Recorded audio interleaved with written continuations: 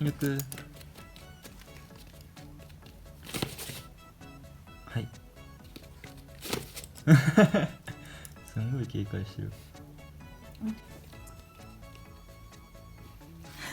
ピリ腰になってるやん。ミルクどう？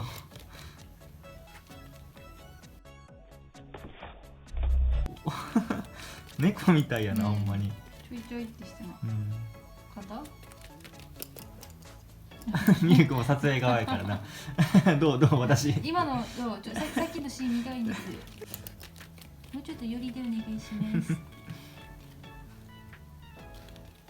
や、もうちょっとミルクの慣れるのを待ってあげよう。一回水飲んでな、冷静に。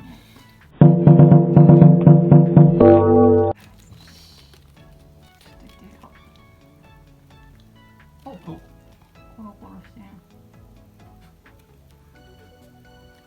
またいつもすんごいおけつ向けて。あれ守ってる。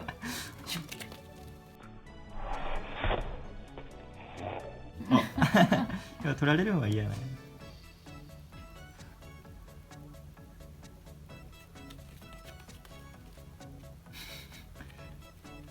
なんでコロコロして。こっちからこっちが